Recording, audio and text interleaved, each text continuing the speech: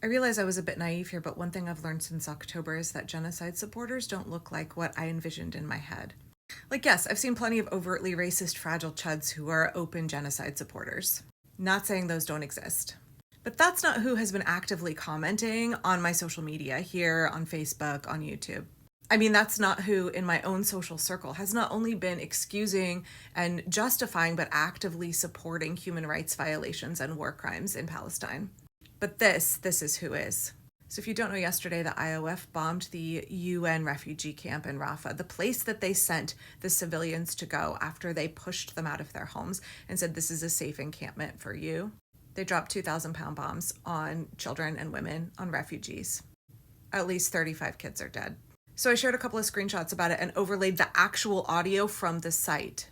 And that post has been inundated with comments from genociders, the kind of genociders I didn't realize back in October really existed, or at least not how I conceptualized of them in my brain. I've had to delete and block many people who are actively, gleefully advocating for the death of children, delighting in what is happening, delighting in how the IOF is bombing innocent civilians, delighting in human rights violations and war crimes and active genocide.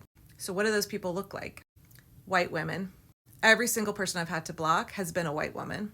And before you say like, oh, well, who knows based on their profile pic, everyone I've had to block except for this person has had their own videos. Same thing on Facebook. They're real women. Women advocating for the death of other women. Women delighting in the murder of little children. So genocidal monsters, they don't look like what you think they would look like. I mean, maybe they do, but they also look like this. They're coming out of the woodwork like this. And I think some of that might be strategic, right? To have attractive middle-class white women trying to normalize what's happening or trying to advocate for what's happening. Like, how much of that is white feminism? How can we use put together white women, conventionally attractive, usually younger, in order to make the message of genocide more appealing? How can we put lipstick on that pig? It's disgusting and absolutely shameful how many women are expressing sentiments like these, boldly proclaiming sentiments like these all over social media. And I realize the rest of the world is not wrapped in this bubble like the US and Israel, and the rest of the world is pretty unilaterally opposed to what's happening.